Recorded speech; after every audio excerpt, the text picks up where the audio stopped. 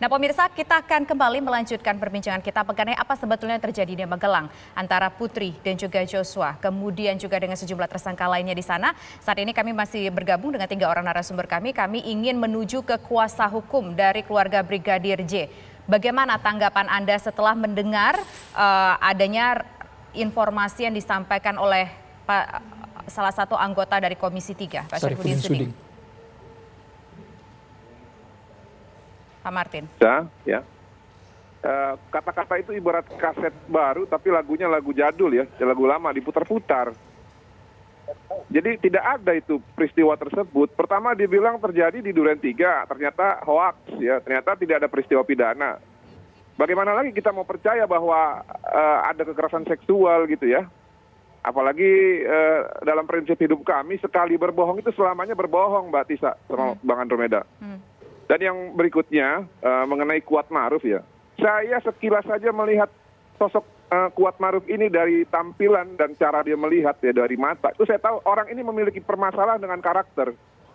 Dia punya permasalahan dengan mindset.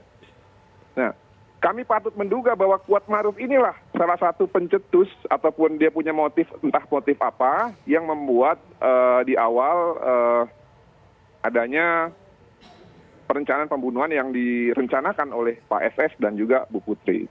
Ya, hari ini Bu Putri diperiksa. Tadi pagi di dalam tayangan yang lain saya menyampaikan bahwa ya pemeriksaan tersangka ini penting. Kenapa penting? Ini menentukan kalau Bu Putri jujur ya akan banyak hal-hal yang bisa meringankan beliau. Tapi kalau beliau masih tetap menggunakan cara-cara yang rekayasa itu ya, yang palsu-palsu itu, saya yakin hukumannya akan berat nanti di pengadilan. Karena selain pertimbangan hakim, ya, simpati keluarga korban itu juga perlu dipertimbangkan. Demikian, Bang Andro. Jadi soal ribut-ribut di Magelang menurut Bang Martin ada atau tidak? Hoax itu. Hoax, tapi dalam RDP antara Komisi 3 dan Kapolri juga tidak membantah pernyataan Syarifudin Suding. Itu kan sumber informasi yang didasarkan dari keterangan orang yang tidak dapat dipercaya. Seperti yang saya sampaikan tadi, memang ada mungkin di BAP seperti itu, tapi apakah faktanya terjadi seperti yang disampaikan oleh anggota Komisi 3 DPR itu, apakah memang seperti itu kan kita tidak tahu. Sekarang saya tanya, apakah Bapak Syarifudin Suding ada memasuki sebagai kualifikasi saksi, melihat, mengalami, dan mendengar langsung peristiwa tersebut? Kan tidak. Oke, baik. Nanti dan itu hanya didasarkan pada BAP orang-orang yang suka menebar hoak. Jadi buat apa kita percaya? Oke, jadi kalau menurut Anda ketika Kapolri tidak membantah itu tapi juga tidak menyatakan bahwa itu benar sepenuhnya, ini apa yang ingin Anda tangkap? Iya, Pak Kapolri tentu kan dia mungkin juga sudah melihat BAP ya.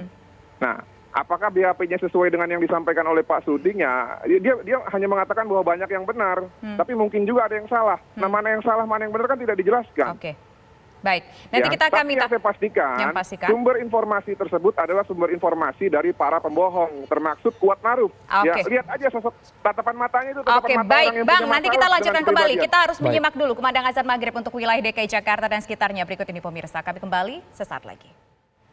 Selamat menjalankan ibadah sholat maghrib. Bagi Anda yang menjalankannya pemirsa, kita lanjutkan kembali perbincangan kita. Kita ingin kembali ke Komisi 3 DPR, yaitu ada Pak Supriyansa di sini. Pak, kalau kita dengar tadi dari statement kuasa hukum keluarga Brigadir J menyebutkan bahwa sumber yang didapatkan Komisi 3 kemudian ditanyakan kepada Kapolri itu sumbernya tidaklah benar, harus dipertanyakan. Bagaimana DPR menjawab ini?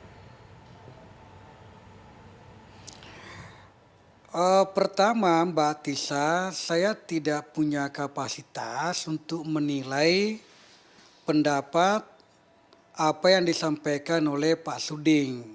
Karena Pak Suding mungkin mendapatkan informasi dan saya tidak tahu dari mana sumbernya, dan apa yang disampaikan beliau itu disampaikan secara terbuka. Tetapi saya mau mengatakan begini, bahwa apa yang disampaikan tadi kuasa hukum bahwa tentang kebohongan, maka saya ingat sebuah kata-kata mutiara yang mengatakan di saat kita berbohong, maka saat itu kita mengambil hak orang lain di atas kebenaran. Atau satu kali kita berbohong, maka 1000 kebenaran yang kita ucapkan kemungkinan orang bisa meragukan. Kira-kira begitu. Jadi terkait dengan peristiwa ini kan memang awalnya dijadikan Duren 3 sebagai tempat, sebagai lokus deliktinya terjadinya dugaan pelecehan seksual.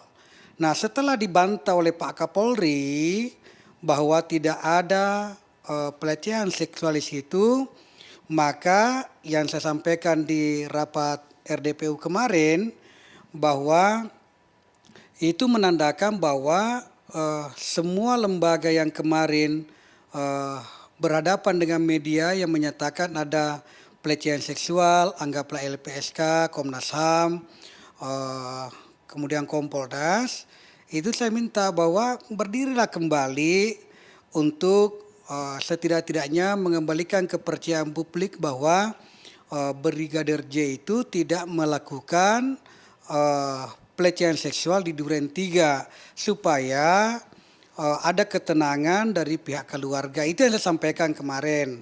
Artinya apa? Bahwa sekarang ini saya mendengarkan secara seksama kemarin bahwa ada terjadi dugaannya itu terjadi pelecehan lagi di Magelang, berarti lokusnya berpindah, lokus berpindah.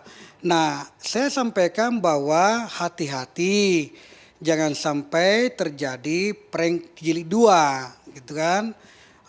Sudah di Duren 3 tidak ada, kemudian di Magelang lagi nanti ada apa.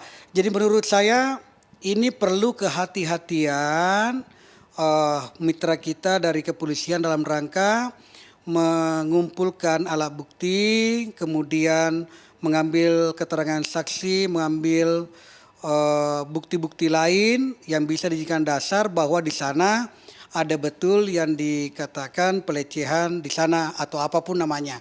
Tapi kita kan masih menunggu.